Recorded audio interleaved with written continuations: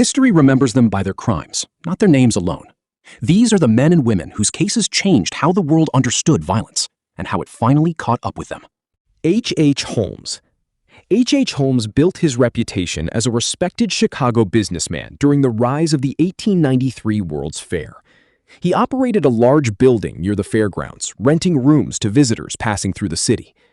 Investigators later found the structure contained hidden passages and rooms with no clear purpose. Holmes was arrested in 1894 on an unrelated fraud charge, and the investigation that followed uncovered his connection to several disappearances. He was convicted of multiple murders and executed by hanging in Philadelphia in 1896.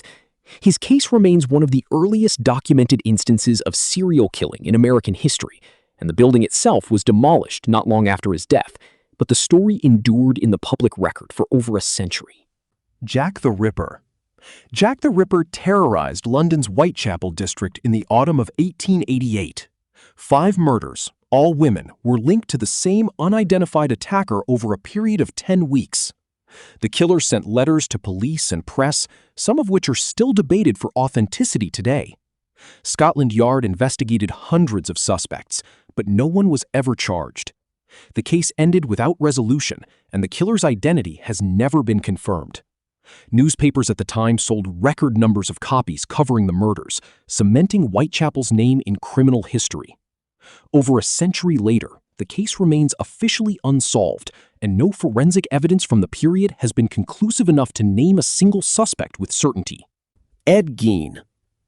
Ed Gein lived alone on a secluded farm outside Plainfield, Wisconsin through the 1940s and 1950s. Neighbors described him as quiet and withdrawn following the death of his mother in 1945. In November 1957, police searching for a missing local woman found her remains inside his farmhouse. Further searches revealed items taken from exhumed graves in nearby cemeteries. Gein was charged with murder and found legally insane, committed to a state hospital rather than standing trial. He died in 1984 while still institutionalized. His case became one of the most studied in American criminal history, and his story would later shape several well-known works of fiction, though Gein himself was never convicted of the additional deaths some believed him responsible for. Albert Fish.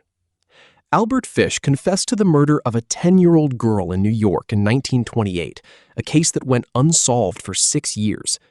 In 1934, Fish sent a detailed letter to the victim's mother, and investigators traced the letter back to him. His trial in 1935 exposed a documented history of violence against children stretching back decades.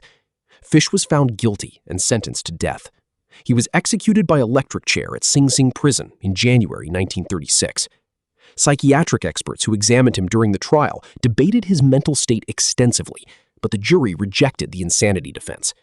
His case remains one of the most disturbing in the history of American criminal prosecution. John Wayne Gacy. John Wayne Gacy was a well-known figure in his Chicago suburb, active in local politics and known for performing at children's events. Beneath this public image, he had been assaulting and murdering young men for years, burying most of the victims in the crawl space beneath his home. Police began investigating Gacy in December 1978 after a missing teenager was traced to him. A search of his property uncovered 26 bodies beneath the house, with additional remains found elsewhere. Gacy was convicted in 1980 on 33 counts of murder, one of the highest victim counts recorded in American legal history at the time. He was executed by lethal injection in 1994, and the case prompted lasting changes in how missing persons investigations were handled. Ted Bundy. Ted Bundy was a law student with a reputation for charm, which he used to approach victims across several states during the 1970s. He was arrested multiple times and escaped custody twice, briefly becoming one of the FBI's most wanted fugitives. His 1979 trial in Florida was the first in U.S. history to be televised nationally, drawing intense media attention. Bundy confessed to 30 murders shortly before his execution, though the true number remains debated among investigators. He was executed by electric chair in Florida in January 1989. His case reshaped public understanding of how offenders could evade detection through ordinary appearances, and it influenced decades of criminal profiling that followed. Jeffrey Dahmer. Jeffrey Dahmer murdered at least 17 young men in Wisconsin between 1978 and 1991, most of the killings occurring in his Milwaukee apartment.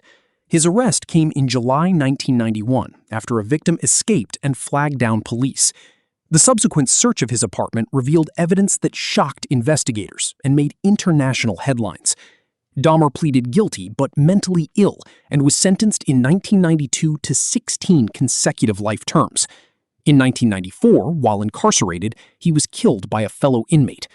His case led to significant scrutiny of how police had handled early warning signs, including a call from neighbors that went uninvestigated before his arrest. Aileen Wuornos. Aileen Wuornos worked along Florida highways in the early 1990s when she killed 7 men over roughly a year, later claiming self-defense in each case. She was arrested in January 1991 after being linked through pawned items belonging to victims.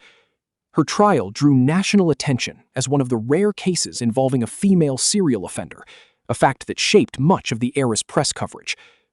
Wuornos was convicted on 6 counts of murder and sentenced to death.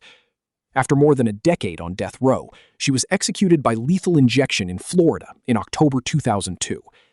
Her case remains a frequently cited example in discussions of gender and criminal profiling. Dennis Rader. Dennis Rader operated under the self-given name BTK for Bind, Torture, Kill, committing murders around Wichita, Kansas between 1974 and 1991. He evaded identification for over 30 years, despite sending taunting letters to police and media throughout that period. In 2005, a floppy disk he sent to a local news station contained metadata that led investigators directly to him. Rader was arrested shortly after and pleaded guilty to 10 murders. He was sentenced to 10 consecutive life terms in 2005.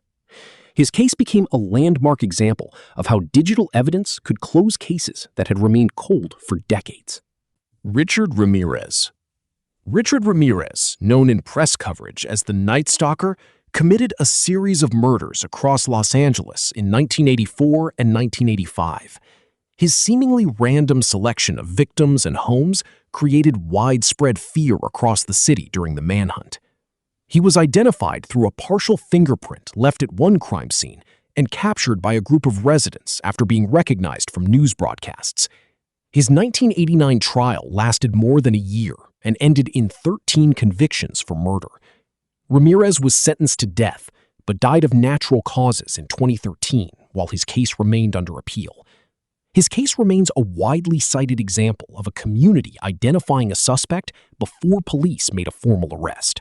10 cases spanning more than a century, each ending in conviction, execution, or a file that was never closed. Subscribe for more, and tell me which category of history's worst you want covered next.